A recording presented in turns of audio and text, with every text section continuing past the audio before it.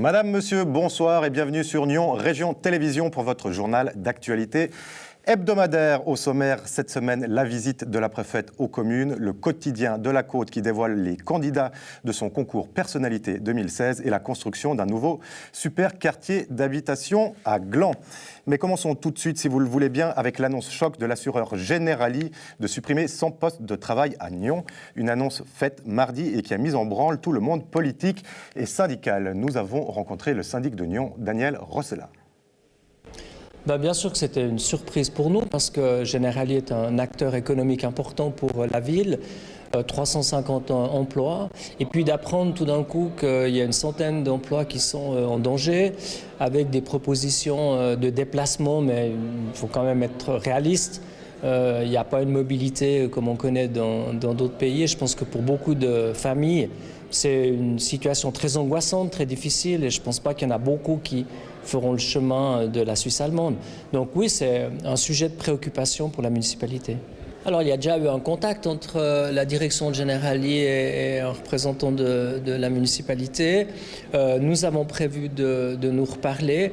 Il devait ajuster une position au cours des prochains jours. Donc nous aurons un contact très, très bientôt, tout comme j'ai eu aussi un contact avec le syndicat. Il est difficile pour les autorités de s'immiscer dans les affaires d'une entreprise. Nous sommes dans une économie de libre marché.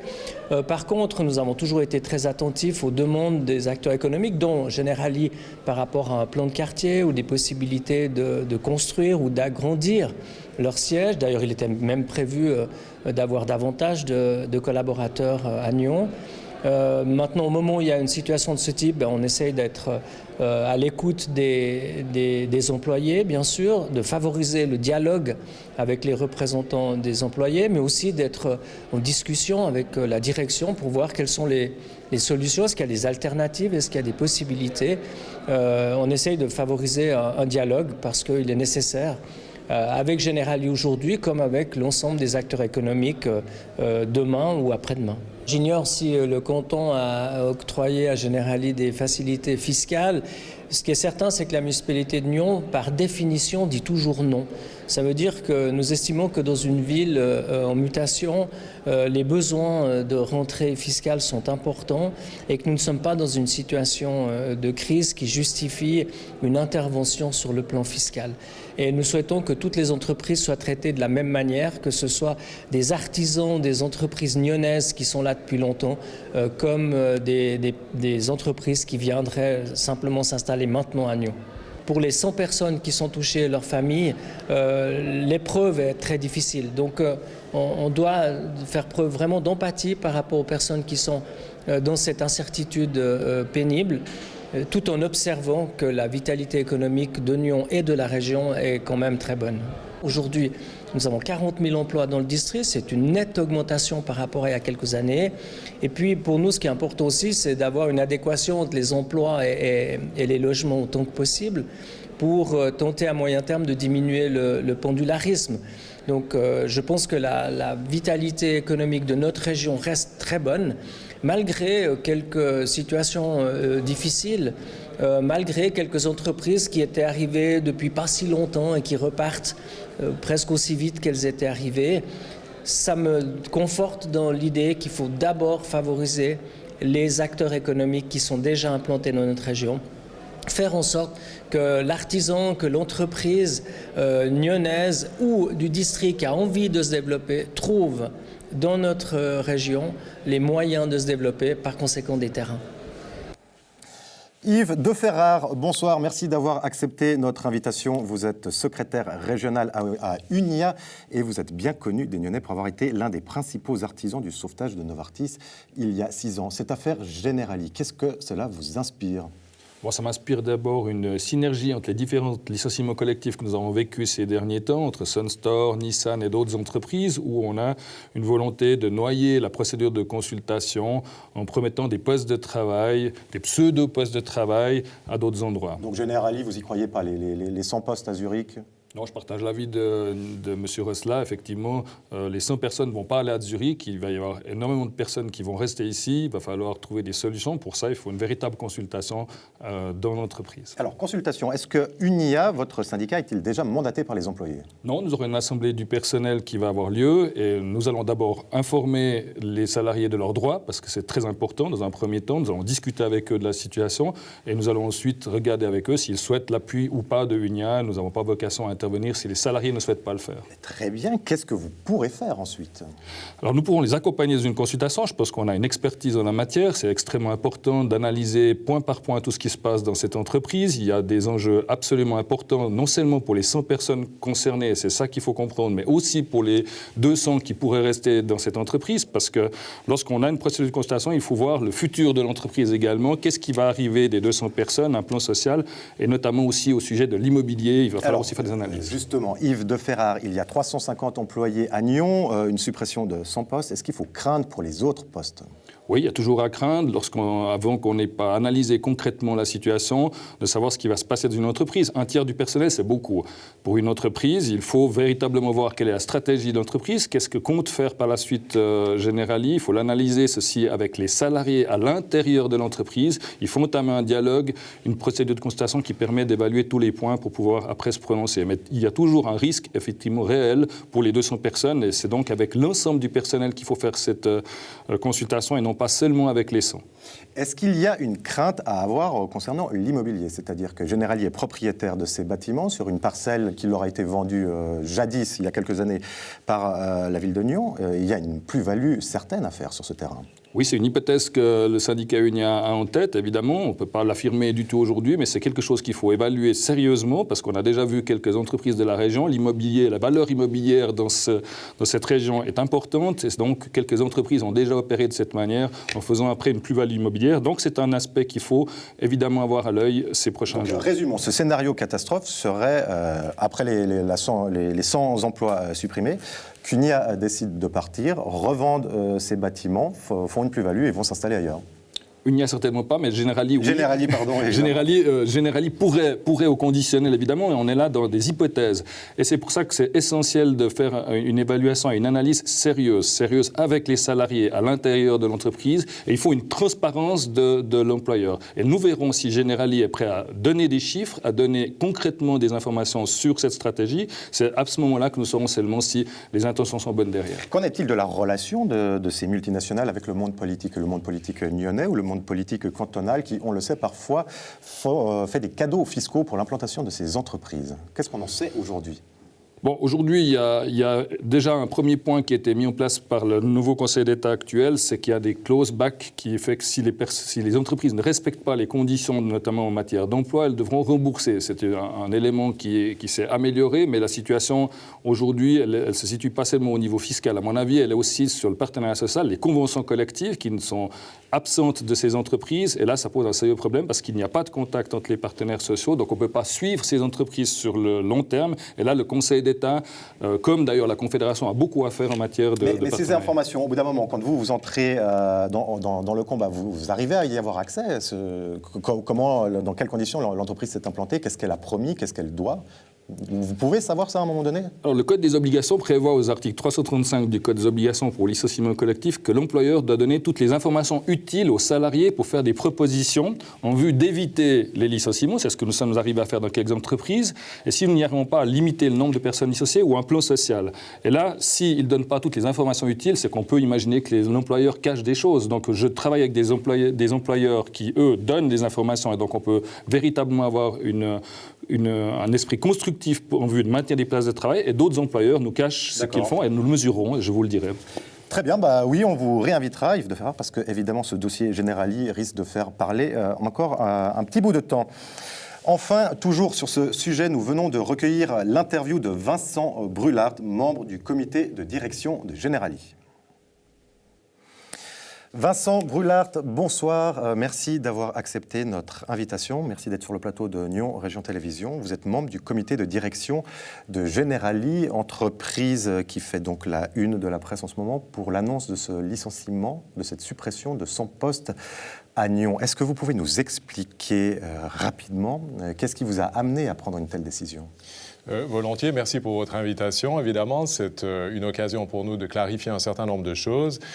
Il n'a jamais été question de 100 licenciements. Peut-être pour expliquer le contexte d'ensemble, le groupe Generali en Suisse opère à partir de 2 compagnies, essentiellement une compagnie d'assurance de dommages dont le siège est à Nyon, restera à Nyon, pour le dire d'ailleurs ici déjà, et une compagnie d'assurance vie dont le siège est à Zurich-Adliswil. Les 2 compagnies sont chapeautées par un holding, lequel holding se trouve également à Zurich-Adliswil. Et la mesure dont il est question ici vise à centraliser un certain nombre ou à concentrer un certain nombre de postes de fonctions centrales à Adliswil. Ça concerne, il est vrai, une centaine de postes et donc une centaine de personnes, c'est vrai, mais il n'est pas question de licenciement. On offre à chacune de ces personnes la possibilité d'exercer un travail à Zurich. Alors, exactement. Le ministre cantonal de l'économie, Philippe Lebas, déclarait hier sur les antennes de Forum, la RTS, qu'il peinait à croire que ces sans-emploi partis de Nyon arriveront aussi nombreux à Zurich, qu'il y aurait de la perte durant le trajet.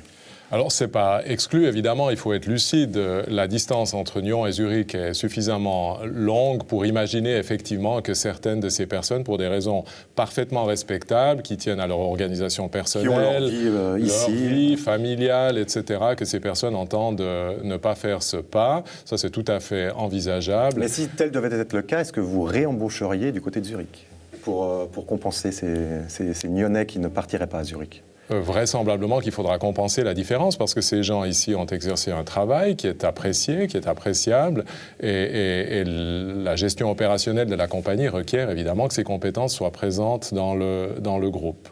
Vous venez de laisser entendre, si j'ai bien compris, que c'est sans licenciement, mais pas d'autres. Le siège stratégique d'une partie de votre holding restera à Nyon. C'est un engagement. La population, les employés sont évidemment un petit peu inquiets à ce sujet. Bien sûr, je peux comprendre. L'idée est de continuer à opérer avec 2 sièges juridiques. Un siège pour les assurances de dommages, les opérations dans le domaine des assurances de dommages à Nyon, qui reste à Nyon, et un siège à Adliswil pour les affaires d'assurance vie. Cette conception ne change pas. Encore une fois, l'idée est de concentrer les fonctions centrales pour des raisons de facilité, pour des raisons de rapidité dans les chemins de décision, pour augmenter l'efficacité. Toutes ces fonctions centrales au siège du holding à Adliswil. Encore une petite question avant de revenir sur le sort de ces sans-employés. À Nyon, vous y êtes depuis une dizaine d'années, peut-être un petit peu plus. Vous êtes propriétaire de votre bâtiment et de la parcelle. Il existe même, on croit savoir, et je crois que c'est tout à fait juste, que vous avez des possibilités d'extension encore à Nyon. Oui, on est propriétaire du bâtiment. D'ailleurs, on l'a construit, ce bâtiment, à Nyon, effectivement, comme vous le disiez, il y a à peu près une dizaine d'années, à peu près, pour centraliser des activités qui précédemment étaient à Genève. Parce que la partie assurance de dommages, historiquement, reposait sur une compagnie Union Suisse, dont le siège était à Genève, et quelques succursales qui se trouvaient dans les environs.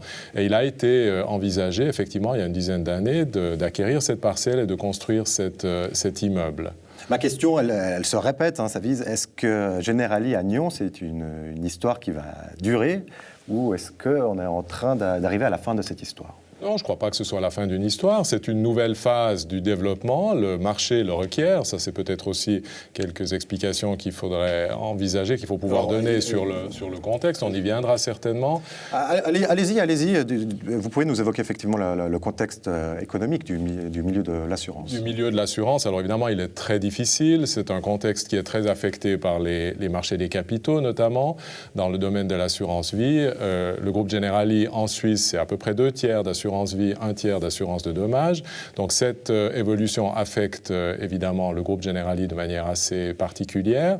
Et puis dans le domaine de l'assurance de dommages, on est confronté à une concurrence qui devient extrêmement vive, très exacerbée. Et là, il s'agit de trouver des solutions pour maintenir les parts de marché et, si faire se peut, naturellement, se développer. Et les mesures qui ont été prises ici visent à faciliter le positionnement du groupe sur le marché suisse. Très bien, on le comprend. Une entreprise doit évidemment toujours être aux aguets pour survivre. Nous recevions tout à l'heure Yves de Ferrare du syndicat UNIAM qui va rencontrer vos employés demain, sauf erreur. Est-ce que vous allez entrer en négociation avec le syndicat UNIAM ? On va entrer en négociation avec les collaborateurs, évidemment. La manière dont les collaborateurs s'organisent, c'est une affaire qui leur appartient, mais il est certain qu'on va entrer en négociation. On a d'ailleurs déjà lancé une procédure de consultation, sans même être certain que les conditions juridiques pour cette procédure de consultation soient réalisées, soient réunies ici.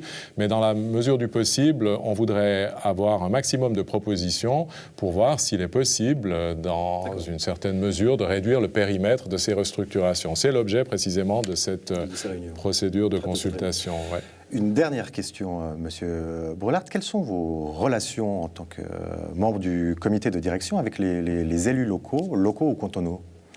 On attache beaucoup d'importance aux élus locaux, aux autorités, d'abord à Nyon évidemment, puisqu'on entretient une relation tout à fait particulière avec la ville. On a eu un certain nombre de collaborations à un moment donné quand le groupe s'est installé à Nyon. Notamment pour la construction du bâtiment, j'imagine. Tout à fait, pour la construction du bâtiment. On a beaucoup été aidés, on a beaucoup apprécié au fond cette collaboration. On a pris évidemment la précaution d'aviser la commune de Nyon aussi rapidement que possible de ces mesures, en leur expliquant qu'on entendait pouvoir envisager la mise en place de tout ça sur la base d'un partenariat. Et puis on a avisé évidemment les autorités cantonales, le Conseil d'État, l'Office de l'emploi avec lequel on est en relation aussi dans le contexte de cette procédure de consultation pour s'assurer vraiment qu'on puisse travailler main dans la main avec les autorités. Très bien, Monsieur Brelart, merci. On comprendra que le processus de négociation entre employés, syndicats et employeurs est en cours. On vous remercie encore une fois de vous être confié ici sur Nyon, Région Télévision. Évidemment, on suivra de près un petit peu les prochaines, le dénouement de ce dossier qui est évidemment pénible pour les employés. Merci. Monsieur, après Aikenote et ses 1300 habitants à Gland, voilà le quartier de la Comba.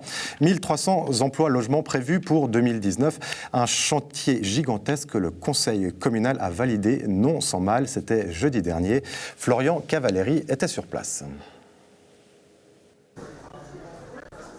Ce soir, un très long conseil communal à Gland, près de 3h30 de débat pour se prononcer sur le PPA La Comba, un PPA qui au final a été accepté. Accepté, mais dans quelles conditions ? C'est vrai que c'est assez normal qu'un plan de partiel d'affectation de cette importance débouche sur des débats aussi nourris que ce qu'on a eu ce soir. C'est vrai qu'on ne pensait peut-être pas faire 3h30, mais le débat était riche et a débouché sur une acceptation du conseil communal qui me réjouit et qui réjouit certainement la population de Gland. Il y avait énormément d'amendements, de sous-amendements. Au final, c'est bien le projet de la municipalité qui a été accepté et pas celui de la commission qui demandait une emprise au sol de 17% de moins. Oui, alors ce n'était pas l'emprise au sol, mais c'était le coefficient d'utilisation ou l'indice d'utilisation qui diminuait la surface constructible et la surface habitable. Mais c'est vrai que c'est le projet municipal qui a passé avec certains petits amendements, je dirais presque de la cosmétique. C'était un huis clos. Pourquoi ce huis clos et quelles ont été la teneur des débats ?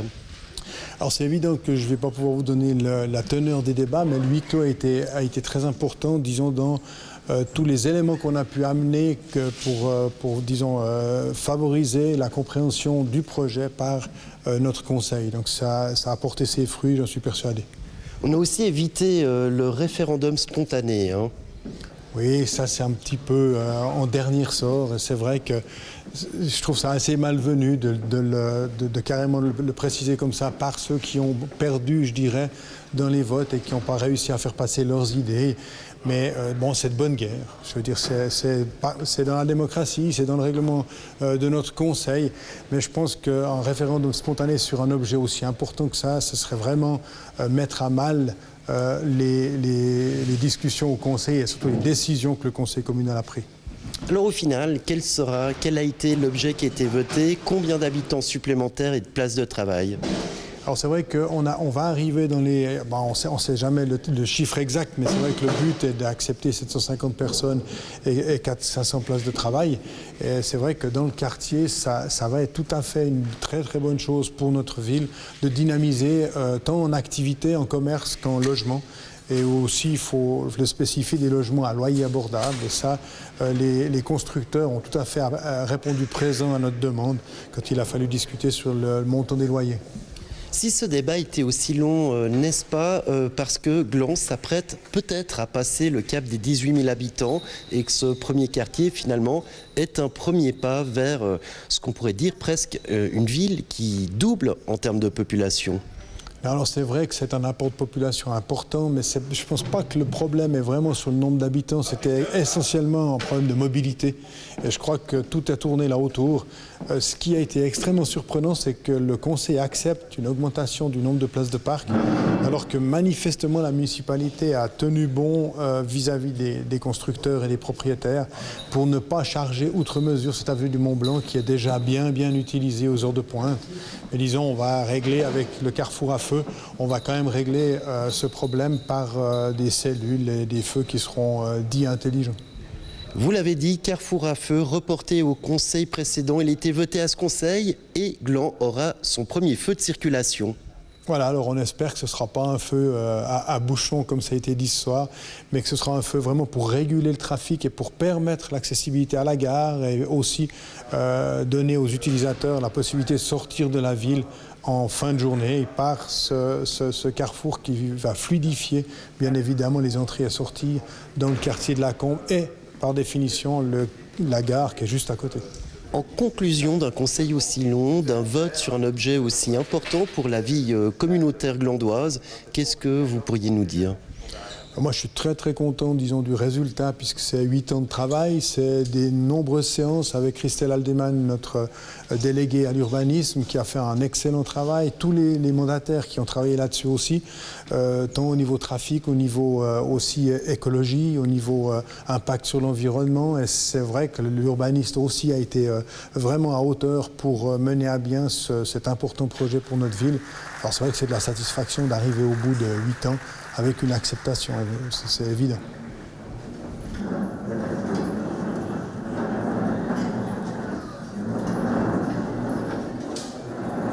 Des travaux qui pourraient donc débuter en 2018 s'il n'y a pas d'opposition tenace et pour autant donc qu'un référendum populaire ne soit pas lancé. Thierry Genoux, toujours, nous donne son sentiment à son sujet.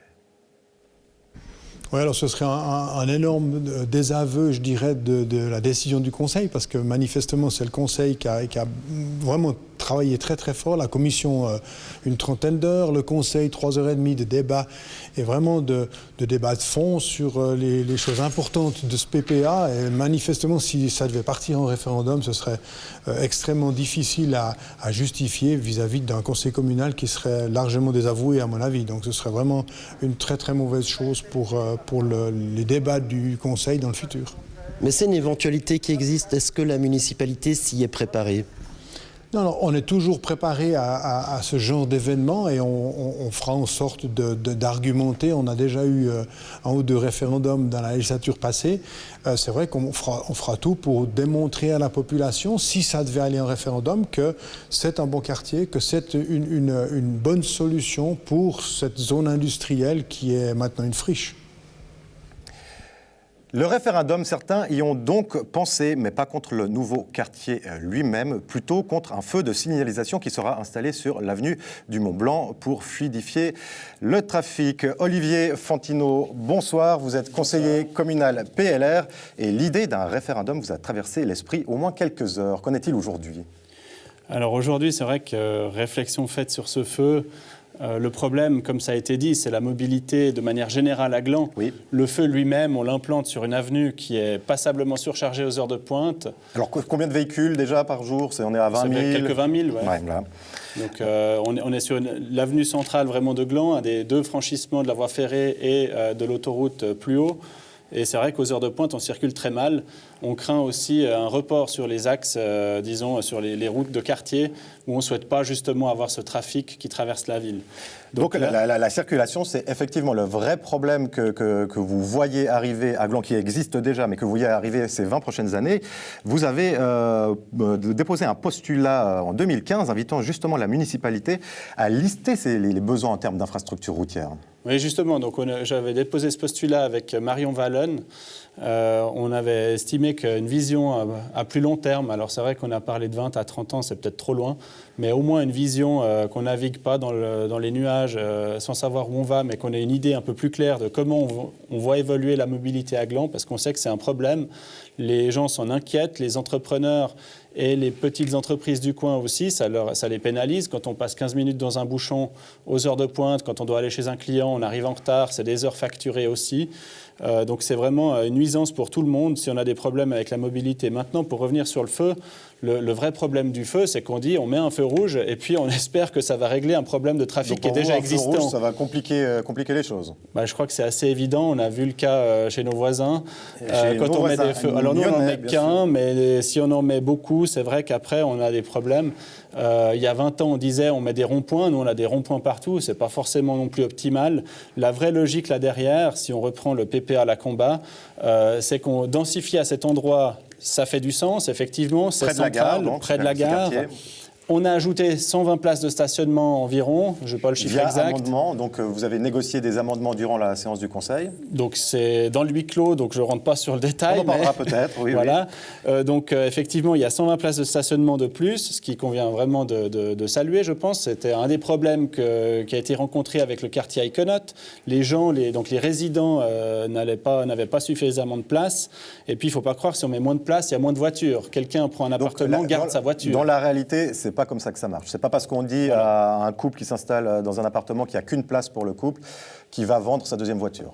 A priori, je pense que si on a besoin de 2 voitures dans un couple, si on a acheté 2 voitures, c'est qu'on en avait besoin.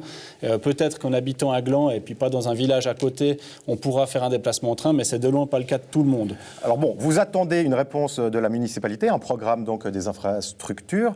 En attendant, et pour en revenir sur ce référendum, non, c'est terminé. C'est une pensée qui a été évoquée, ça n'ira pas plus loin. Écoutez, alors le problème de ce feu, il est clair, c'est qu'il va détériorer plutôt la situation. On voit toujours l'écart entre la théorie et la pratique, justement. Quand on met un feu, on fait une étude, on part de l'idée que les gens respectent la réglementation. Or, en réalité, quand il y a un feu, on sait tous qu'il y a des gens qui s'engouffrent, là où ils devraient en fait laisser l'espace pour que les autres puissent chacun leur tour y aller.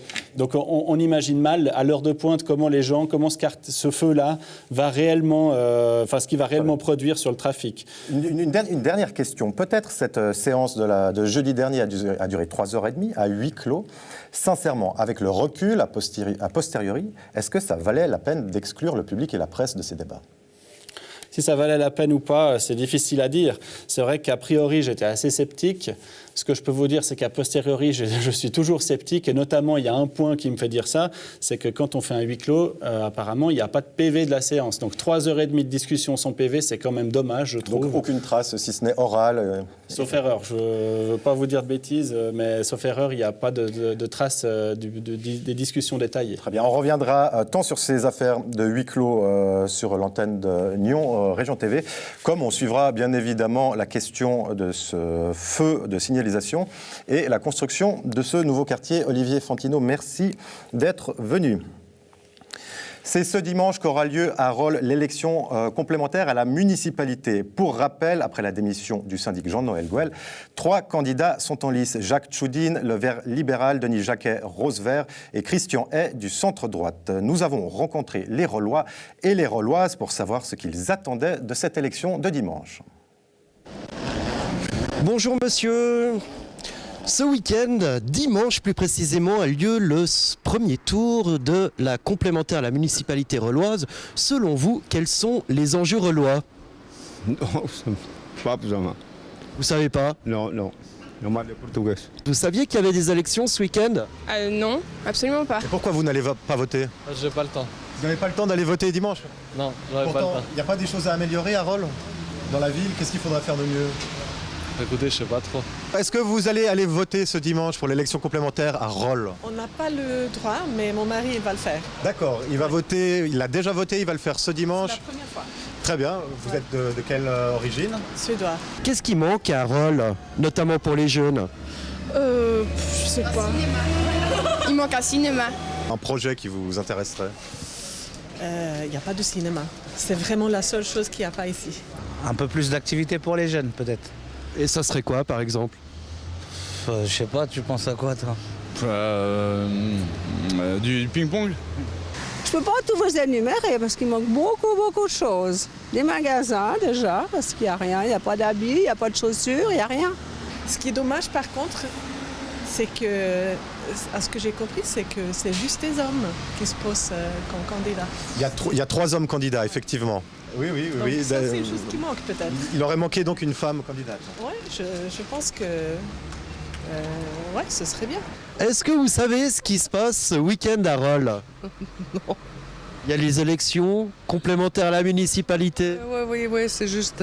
Vous avez vu ce qu'ils ont mis là? À quoi ça sert de voter maintenant? Ah bah justement, j'allais vous parler de ça. C'est les élections ce week-end. Je ne vote plus, c'est fini, je suis trop âgée. Mais non, mais justement, l'expérience. 85 ans, arrêtez. Qu'est-ce que vous espérez du candidat pour lequel vous avez voté?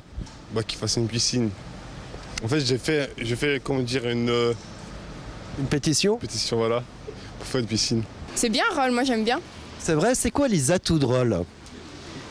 Bah, déjà, on a pas mal au niveau touristique. Ici, on vit bien. Qu'est-ce que tu penses? C'est bien, c'est cool, c'est calme. Ouais, c'est bien ici. Bah, une très belle ville, on est tranquille. Et puis, des jolis appartements. Pour les anciens, ils veulent rester dans l'esprit villageois. Mais pour nous, on veut avancer, les jeunes.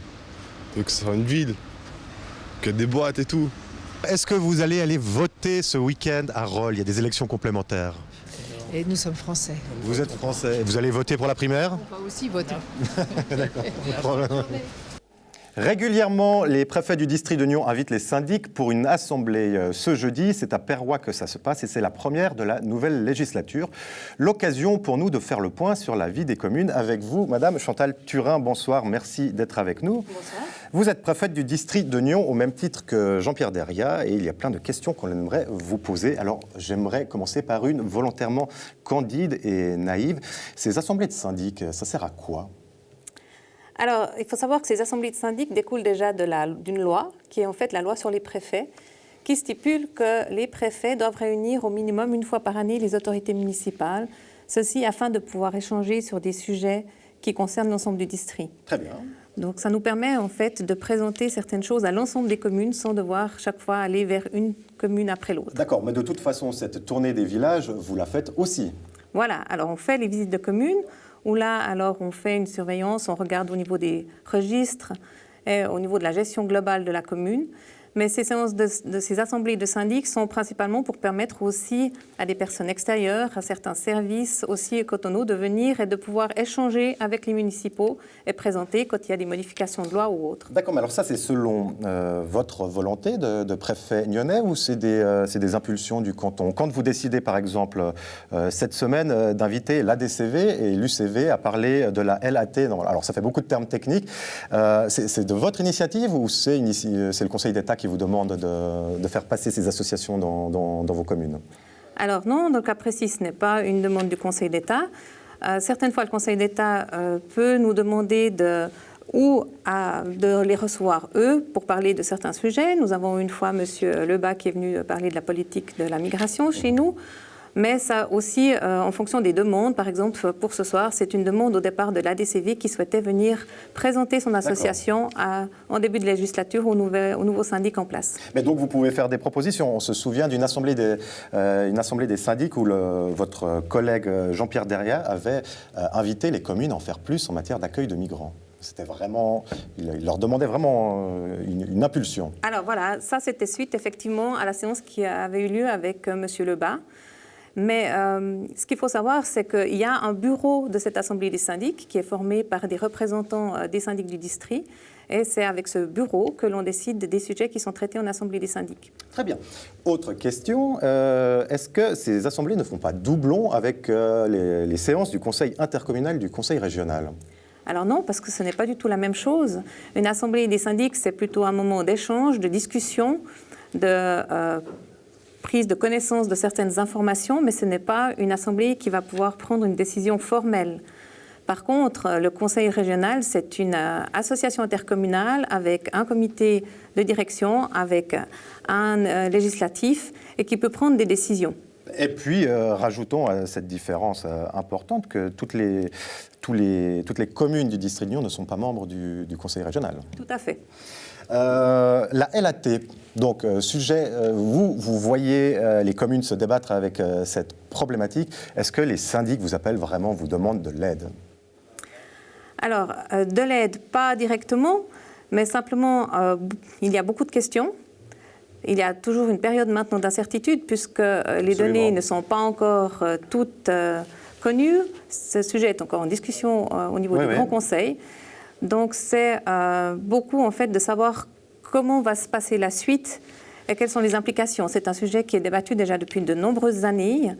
Donc certaines communes ont déjà pris les devants. Mais vous, à la préfecture, vous recevez des coups de fil de temps en temps d'un élu d'un village qui vous dit « là, je ne comprends plus, je ne sais plus ce que je dois faire ». Alors oui, ça arrive dans des situations où certaines personnes, par rapport à une mise à l'enquête, se voient, ne reçoivent pas forcément l'autorisation au départ parce que voilà, il y a tout d'un coup une restructuration ou un plan d'affectation qui est en cours. Donc oui, au niveau de la population, ça suscite des interrogations. Et on s'est rendu compte qu'il y avait aussi beaucoup de personnes qui avaient tout d'un coup déposé des permis de construire simplement dans la peur de ne plus pouvoir le faire. Par anticipation. Par anticipation. D'accord. Pour en revenir à cette assemblée qui est aussi relativement conviviale, parce qu'elle est toujours suivie d'un petit repas ou d'un apéritif, je crois, ces 47 syndics, femmes et hommes, vous les avez déjà toutes rencontrés? Il y a eu beaucoup de changements après ces élections communales? Alors, on les a presque déjà tous rencontrés parce qu'on avait déjà fait une réunion en fin de législature où on avait clôturé la dernière législature et puis entamé la nouvelle. Donc, on avait une réunion au mois de juin. En plus, on a eu l'occasion d'installer toutes ces personnes. Alors, c'est clair qu'on s'est réparti ces choses avec mon collègue. Est-ce qu'il faut une grande hygiène de vie pour être préfet ou préfète? Alors, disons qu'il faut aussi avoir un bon estomac. Il faut avoir un bon estomac. C'est ce que nous disait aussi Jean-Pierre Deria il y a quelques temps. Oui. Écoutez, on espère que tout va bien se passer. Et puis, évidemment, la vie des communes, c'est quelque chose qu'on suit chaque semaine sur NRTV. Madame, merci beaucoup d'être venue. Merci à vous. Qui sera la personnalité La Côte 2016 ? Comme chaque année, le quotidien régional demande à ses lecteurs de voter pour le ou la plus méritante de l'année écoulée. Le lauréat sera d'ailleurs connu le 9 février 2017 lors d'une traditionnelle soirée publique à l'usine à gaz de Nyon. Nous avons rencontré le rédacteur en chef du quotidien de La Côte, Michel Jotran. Effectivement, nous avons un panel très très large de candidats. Ça va d'un conseiller fédéral à un fromager, en passant par des sportifs, des groupes, que ce soit aussi le rugby club ou le Apax 21, qui est le nouvel acteur culturel de Nyon. Enfin, on a une gamme très très variée qui permet en fait à chacun de trouver sa personnalité de l'année, qui peut aussi être effectivement un groupe, comme je viens de le dire. Justement, des associations, des sportifs, un conseiller fédéral, quel est le point commun? Comment avez-vous choisi ces différentes personnalités? C'est tous des personnalités qui ont marqué l'année 2016 d'une façon ou d'une autre. Alors ça peut être justement pour avoir gagné un concours du meilleur fromage de Suisse, ou bien des super performances sportives, avoir fait le tour du monde en avion solaire, André Boschberg a évidemment été nominé. Donc le panel est vraiment large, tout le monde a fait quelque chose d'exceptionnel en 2016 et c'est pour ça que nous avons choisi en fait. D'année en année, on remarque que certains ont des réseaux, c'est le cas notamment des clubs sportifs, peut-être un conseiller fédéral a ses propres réseaux. Il n'y a pas une inéquité de traitement entre ces différents profils? Alors évidemment que le fait d'avoir un réseau, notamment via les réseaux sociaux, justement, ça peut être un avantage, mais comme on offre aussi différentes possibilités de voter, on peut très bien imaginer que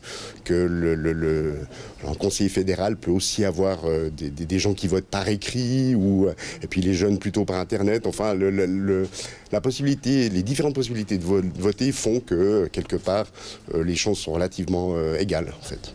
Ce sera la 5e édition de la personnalité de la Côte, personnalité 2016. Le but, c'est de se retrouver dans une salle et puis de faire la fête pour que le lauréat reçoive son prix. Oui, alors c'est prévu le 9 février. Réservez déjà cette date, ce sera à l'usine à gaz. Et puis le concours en lui-même va se dérouler en 2 phases. Une première jusqu'à vers Noël, effectivement, où les 12 candidats sont en lice. Et on fera en fait une finale avec les 5 meilleurs durant le mois de janvier pour conclure avec la révélation du lauréat le 9 février, justement, à l'usine à gaz. Et pour voter pour son candidat préféré, ça se passe sur Internet, ça se passe par mail et ça se passe par écrit, c'est ça ? Absolument, nous avons on a publié et on va le republier régulièrement un coupon réponse qu'on peut envoyer bêtement en remplissant à la main à notre adresse postale. On peut voter sur Internet, on peut voter via mobile, enfin toutes les possibilités existent, donc il n'y a aucune excuse pour ne pas voter pour son candidat préféré. Vous le savez, Noël arrive à grands pas et avec les fêtes de fin d'année, les guirlandes fleurissent dans les rues. Nous sommes allés à la rencontre de ceux qui accrochent ces décorations en ville de Nyons et de Gland. Un sujet d'Andrea Brass-Lopo. On procède à la pose des motifs d'éclairage de fête sur la place du château et puis à travers toute la ville. Nous sommes 6 personnes sur le terrain. Actuellement, on a divisé les équipes en 2 fois 3 personnes. 3 personnes qui sera ici sur la place du château et puis 3 personnes qui seront sur une nacelle sur la rue de la Gare pour aujourd'hui. On commence chaque année c'est un petit peu répétitif. On commence par préparer les sapins de Noël. On va les chercher, jusqu'à présent, on va les chercher un petit peu dans les alpages. Ensuite, on les ramène ici au dépôt, puis on les prépare pour les livrer dans les collèges, pour les répartir dans la ville. On table sur 2 semaines et demie de mise en place entre les sapins et les décorations de Noël, et ce en consortium avec la société électrique qu'on réserve la nacelle, de façon à ce qu'on puisse mettre en place toutes les décorations de Noël sur les candélabres et autres portiques. On utilise forcément des appareils qui puissent nous propulser en l'air, voilà, des nacelles. Nous avons 2 groupes de travail, une partie avec des nacelles bien spécifiques avec des camions et puis une autre partie avec une petite nacelle que l'on a à l'année pour la pose de ces motifs.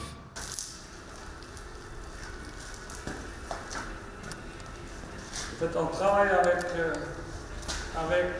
les guirlandes allumées parce qu'en travaillant, des fois, ça peut péter. Il faut faire attention à la décoration qu'on choisit. Il faut bien regarder qu'on puisse aussi la réparer, qu'à la manutention elle soit facile à mettre en place et pas commencer à rentrer dans un truc Walt Disney.